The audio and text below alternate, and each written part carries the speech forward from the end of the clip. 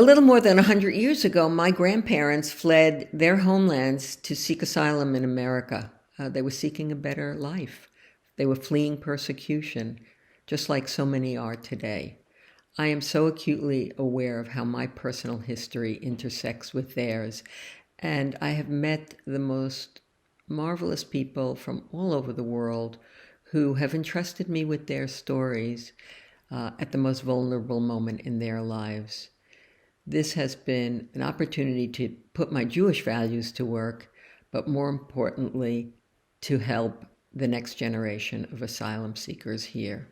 If you have any interest in volunteering, please do so. I guarantee you it will change your life as well.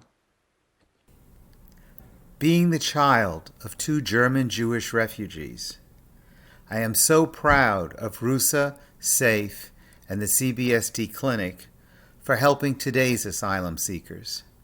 Been volunteering a while, and I'm happy to say that my first friend from Ukraine is currently a U.S. citizen.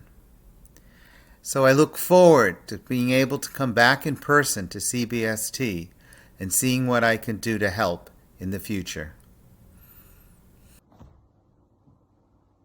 Congratulations to CBST, Rabbi James, Noah, and everyone else who have sustained the asylum clinic over the past 2 years.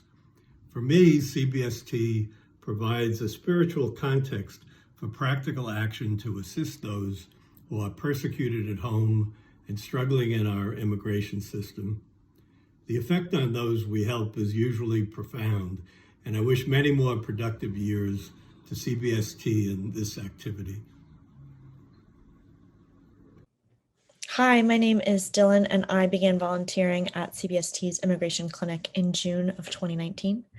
It was important to me to be part of the volunteer community because I had recently converted to Judaism and joined CBST.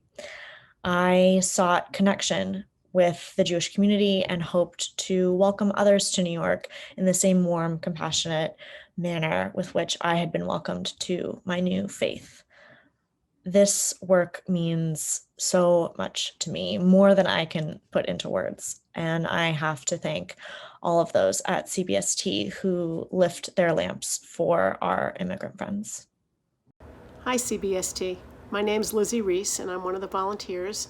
I've actually been doing asylum work for a long time because I started in the 1980s helping to resettle immigrants from El Salvador and Guatemala when I was a grad student at Berkeley. My most memorable experience working with this group was when our first friend got his asylum papers at the immigration office in New Jersey. It was so exciting, and I can't wait until we're back in person and I can see our other friends hopefully get theirs as well. Thanks. I first joined the clinic from its inception in order to put into action my belief that our community, our country, is at its best and fulfilling its truest ideals when we welcome people from all over the world and from every background to come here and become part of our community, part of our country, and lead their best lives, their truest lives. My experience with the clinic has been wonderful. In the process of trying to put my beliefs into action, I've managed to work with the most wonderful group of volunteers and, importantly, have been able to befriend 4 wonderful immigrants who are in the process of becoming wonderful Americans.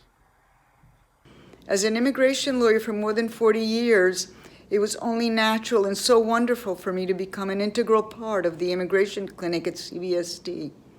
So for 2 years now, we have welcomed the stranger, and they have become our friend. Each time that a friend is granted asylum, we rejoice for the friend having been granted the right to love freely, as is their human right to do so, and for the generous part played by the CBST community, from the work of the extraordinary staff to the work of the devoted and caring volunteers, a part played in trying to repair this very broken world. So we have a lot to be proud of and a lot to celebrate. My name's Helen Foyer. I started volunteering at the clinic in mid-2019 because I wanted to do something worthwhile, and I love the vibe at CBST. It's important to support our immigrant neighbors because they are us and they need us. I didn't ask myself why immigration. Recently, I heard a HIAS representative say we started HIAS to help Jews, and now we exist because we are Jews. My mom was born in Vienna, and as it turned out, HIAS got my grandfather his first job here. So that's probably why it didn't occur to me to ask why. It seemed very natural. The meaningful moment started from the moment I entered the door and I went downstairs. Lifelong New Yorker, over 50 years. I'm used to a certain kind of gruffness and efficiency. Whereas there's nothing inefficient at the Sanctuary Clinic at all, I realized that something very different was required of me. It's a very careful, very gentle place. It's about serious healing, and I felt that I was there because I'm a person who's privileged enough to have spent a life in the city, used to navigating procedural systems, that I could have some expectation of working. You could harness a law, go before a court, petition for relief, and have that relief granted. And that's something that could happen in this country. At the Sanctuary Clinic, we're meeting people for whom all the systems have betrayed them. The police, their employers, their healthcare system, their own neighbors, and even their families, especially their families. And they're coming here to reveal their trauma, and they're trusting us to put it on paper, to fill in the forms and the evidence, the conditions of their country.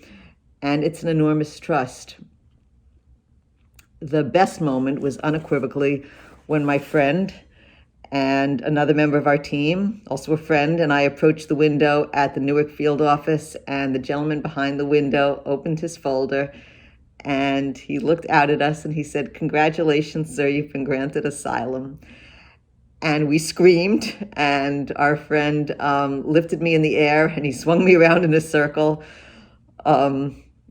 Peculiarly, the gentleman was surprised at our reaction. We just thought that was how everybody would react. In that moment, we had the honor of saving somebody's life. And that's an impression that I turn to when I need a spiritual lift. It's been very grounding working at the clinic. If I've had a long day on a Wednesday, and Zoom meetings can be kind of hard in the evening, I remind myself that so little is required of us, and with that we're able to accomplish so much. And it's the most important thing as a human being that I can do.